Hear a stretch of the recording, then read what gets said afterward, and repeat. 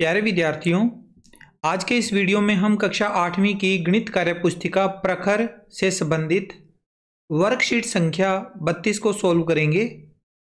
Worksheet अर्थात कार्यपत्रक 32, जिसका कठिनाई स्तर है मध्यम और दक्षता है भार, मुद्रा, समय से संबंधित दैनिक जीवन की समस्याओं को हल कर पाना। इसका पहला प्रश्न करते हैं। एक परिवार में एक महीने में 26 किलोग्राम 750 ग्राम चावल, 3 किलोग्राम 500 ग्राम दाल और 30 किलोग्राम आटा खर्च होता है। बताइए उस परिवार में एक महीने में कुल कितना राशन खर्च होता है। तो अलग अलग प्रकार के राशन है, चावल है, दाल है और आटा है। इन तीनों का हमें कुल निकालना है, यानी योग करना है। तो पहले हम इनकी अलग अलग मात्रा लिखते हैं और फिर बाद में इनका योग करेंगे।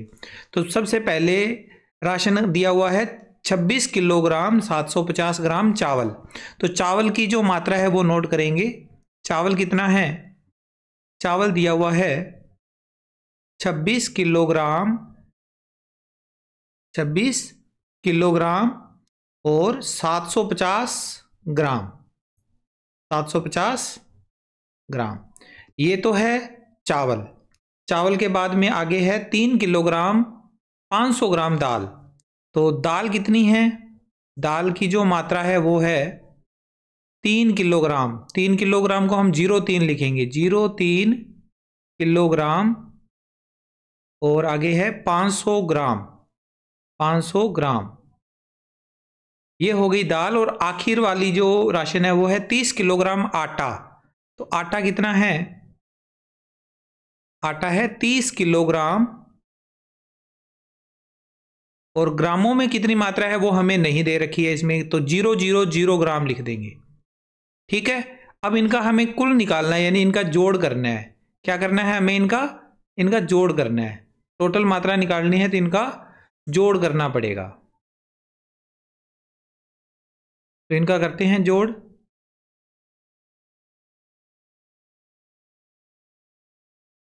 सबसे पहले ग्राम वाले जोड़ते हैं। ग्राम कितने हैं? 000, यहां पर 0 आ जाएगा।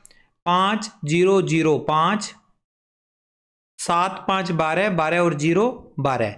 12 का यहां पर 12 ना लिखकर 2 ही लिखेंगे हम, तो 250 ग्राम। और जो एक बच गया उसे एक को हम हासिल के रूप में आगे किलोग्राम वाली साइड ले जाएंगे। अब किलोग्राम में देखो 1 और 6 7, 7 और 3 10, 10 और 0 10, 10 का लग गया 0, हासिल 1 हासिल। और 2 3, 3 और 0 3, 3 और 3 6, 60 बन गया। 60 किलोग्राम 250 ग्राम, ये हो गया टोटल राशन उस परिवार के लिए महीने में खर्च होने वाला कुल राशन। आगे दूसरा प्रश्न, एक सब्जी की टोकरी में 2.75 किलोग्राम आलू, 1.75 किलोग्राम टमाटर और 3.5 किलोग्राम प्याज रखा है।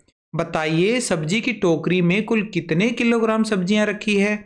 तो 3 प्रकार की सब्जियां हैं, आलू, टमाटर, प्याज। अलग अलग इनकी तोल है, अलग अलग इनकी माप है, तो हम इन तीनों का योग करेंगे। आलू की जो माप है वो पहले नोट करेंगे। आलू कितना है? आलू है 2.75 किलोग्राम। ठीक है। और आलू के बाद में है टमाटर। टमाटर की मात्रा है 1.75 किलोग्राम, 1.75 किलोग्राम। और तीसरे नंबर पे है प्याज। प्याज की मात्रा कितनी है? प्याज है 3.5 किलोग्राम।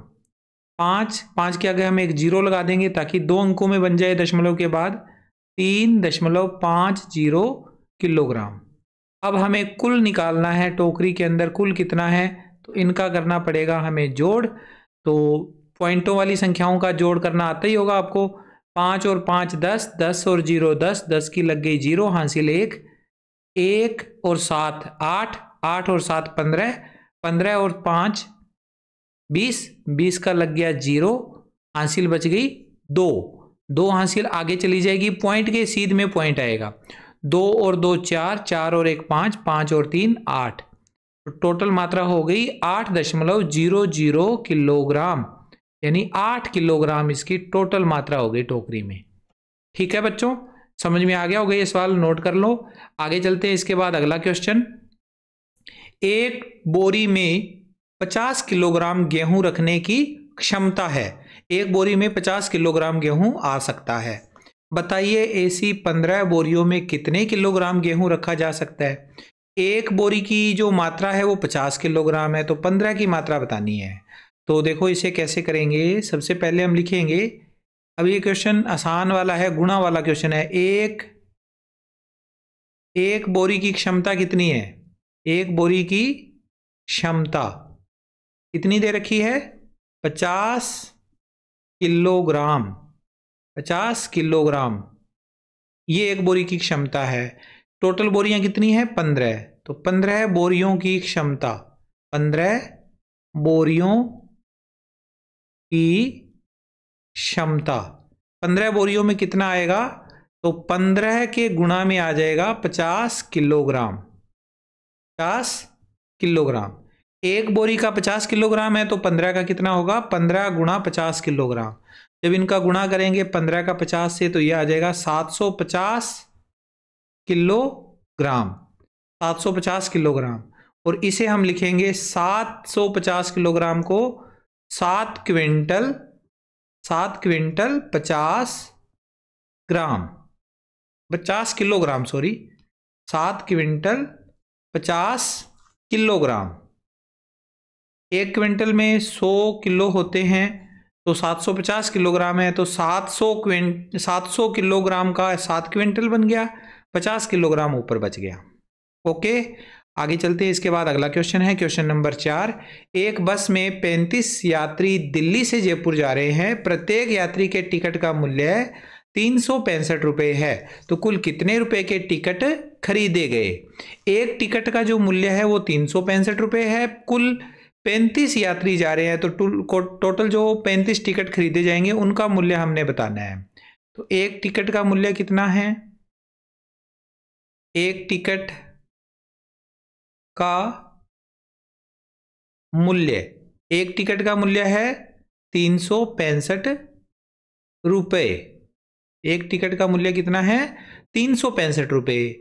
टोटल कितने यात्री है बस में, 35, तो 35 टिकट खरीदे जाएंगे, तो 35 टिकट का मूल्य या 35 टिकटों का मूल्य, 35 टिकटों का मूल्य, 35 टिकटों का मूल्य कितना होगा, एक टिकट की जो मूल्य है उसको 35 से गुणा कर दो, 35 गुणा 365 रुपये। देखिए बच्चों, एक टिकट का मूल्य 365 रुपये है, 35 टिकटें टोटल खरीदी जाएगी, दोनों का करना पड़ेगा हमें गुणा। रफ वर्क कर लेते हैं यहाँ पर। 365 का गुणा किससे करना है, 15 के साथ। तो पहले हम 5 का पहाड़ा पढ़ेंगे। 5 का पहाड़ा 5 तक पढ़ा, 5 5 25, 25 का 5 हासिल बच गई 2, 5 6 के 30, 30 और 2 32 हासिल इस बार बच गई 3, 5 दिए 15 और 3 18। ओके, अब आगे 1 का पहाड़ा पढ़ना है। 1 का पहाड़ा 5 तक पढ़ेंगे 5, फिर 1 का पहाड़ा 6 तक पढ़ेंगे 6, 1 का पहाड़ा 3 तक पढ़ेंगे 3। इनका हो जाएगा जोड़, 5 2 और 5 7, 8 और 6 14, 14 का 4 हासिल 1, 1 हासिल और 1 ये 2, 2 3 5। कितना रुपया आ गया, 5475 रुपये। तो यहाँ लिख दो 5475 रुपये, 5475 रुपये, ये इस क्वेश्चन का हो गया आंसर। आगे बढ़ते हैं। इसके बाद अगला क्वेश्चन, क्वेश्चन नंबर 5वां। एक साइकिल का मूल्य 1075 रुपये 50 पैसे है, तो 52 साइकिलों का मूल्य क्या होगा।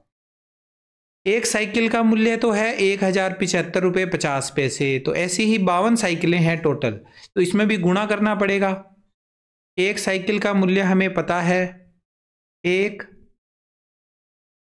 साइकिल का मूल्य, एक साइकिल का मूल्य बराबर 1075 रुपये 50 पैसे, ये एक साइकिल का मूल्य है। ठीक है, 1075 रुपये 50 पैसे।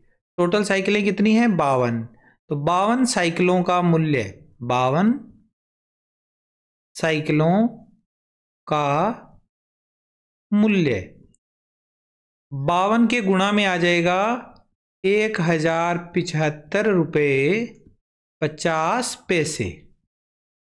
1075 रुपये 50 पैसे। इनका अब गुणा करना है, तो गुणा कैसे करेंगे? 1075 ये तो है रुपए और इधर है पैसे। पैसे कितने हैं? 50। गुणा किससे कर रहे हैं? 52 के साथ। तो गुणा करने का तरीका होगा, पैसे वाली साइड पैसे में आएगा उत्तर, और बाकी आगे रुपए वाली साइड रुपयों में उत्तर आएगा। तो गुणा करना है तो 52 का गुणा कर लीजिए, चाहे आप एक बार 2 का गुणा करो। 2 का पहाड़ा 0 तक पढ़ेंगे 0, और 2 का पहाड़ा 5 तक पढ़ेंगे 2 5 10, 10 का लग गया 0। हासिल 1 आगे जाएगी, आगे इधर लिखी जाएगी। इधर पैसे में तो हम 2 ही अंक लिख सकते हैं। 2 का पहाड़ा आगे पढ़ेंगे 5 तक, 2 5 10 और 1 हासिल 11। 11 का 1, 2 7 14, 14 और हासिल 1 15, 15 का 5। फिर आगे 2 का पहाड़ा 0 तक पढ़ेंगे 2 0 0, 0 और 1 15 वाली हासिल थी वो बच गई। 1 2 एकम 2 ये आ गया, और इसके बाद में फिर यहाँ एक क्रॉस का निशान। अब 5 का पहाड़ा पढ़ेंगे 0 तक, 5 0 0। फिर आगे पढ़ेंगे 5 5 25, 25 का लग गया 5। अब 5 आगे आएगा इधर, और 2 हासिल बच गई। उस 2 को हम इस 5 का 5 से आगे गुणा करेंगे। 5 5 25 और 2 27, 2 हासिल थी 27 हो गए। फिर 5 7 35, 35 और 2 37, 37 का 7 हासिल 3, 5 0 0, 0 और 3 3। फिर 5 एकम 5।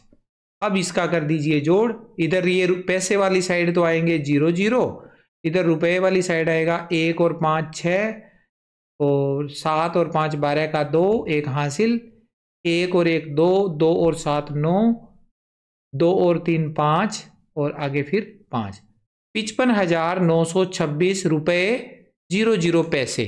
तो यहाँ लिख दीजिए इसका उत्तर 55,926 रुपये, और पैसे में जो आया है उसको लिखने की जरूरत नहीं है, पैसे हमारे 0 0 ही आए हैं। तो ये हमारा इसका उत्तर हो जाएगा क्वेश्चन का। ठीक है, आगे इसके बाद अगला क्वेश्चन है क्वेश्चन नंबर 6, अंतिम क्वेश्चन है ये। एक ट्रेन जयपुर से 13 बजे, 13 बजे का मतलब दोपहर 1 बजे का टाइम होता है, 13 बजे प्रस्थान कर कितने बजे पहुंचती है? 00 बजकर 10 मिनट पर अहमदाबाद पहुंचती है। बताइए वह ट्रेन कितने घंटे चली? कितने घंटे चली वो ट्रेन, उसके हमें टाइमिंग बतानी है। तो देखो इस क्वेश्चन को कैसे करना होता है, कितने बजे पहुंची और कितने बजे चली, उन दोनों का हमें माइनस करना होता है। तो कैसे करेंगे? प्रस्थान किया और पहुंची कितने बजे वो देखते हैं। पहुंची कितने बजे? ट्रेन पहुंची कितने बजे? ट्रेन पहुंची 00 बजकर कितने मिनट पर? 10 मिनट पर। और प्रस्थान कब किया था? प्रस्थान कब किया था? 13 बजकर 00 मिनट पर। ये हमें टाइम दिया हुआ है। ठीक है, पहुंचने का टाइम पहले लिखा जाएगा और कितने बजे चली वो बाद में लिखा जाएगा। यात्रा का जो समय लगा, यात्रा का समय अब वो निकालना है। तो यात्रा का समय इसका होगा घटाव। अब आप कहोगे कि यहाँ पर तो ऊपर तो 0 0 लिखा है, घटाव कैसे होगा? तो घटाव तो होगा बच्चों इसका, लेकिन होगा कैसे? देखो ये 10 मिनट है, 10 मिनट में से तो 0 0 मिनट घटाएंगे, कोई फर्क नहीं पड़ना, 10 मिनट आ जाएगा। ये तो 10 मिनट ऊपर वाले तो ये तो एक्स्ट्रा हो गए। ठीक है, अब यहाँ 0 0 में से 13 नहीं घटाए जाते, तो याद रखना 0 0 का मतलब रात के 12 बजे का टाइम होता है, और पूरे 24 घंटे हो जाते हैं उस टाइम। जैसे 13 बजते हैं तो दोपहर का 1 बजे, 14 बजते हैं तो दोपहर के 2 बजे, 15 बजते हैं तो दोपहर के 3 बजे, ऐसे करते करते जब 24 बजते हैं ना तो रात के 12 बज जाते हैं। तो 24 बजने का मतलब क्या हुआ? 24 घंटों में से 13 घंटे घटा देंगे तो ये बच जाएंगे हमारे पास 11 घंटे और 10 मिनट। तो इस यात्रा का समय लिखोगे 11 घंटे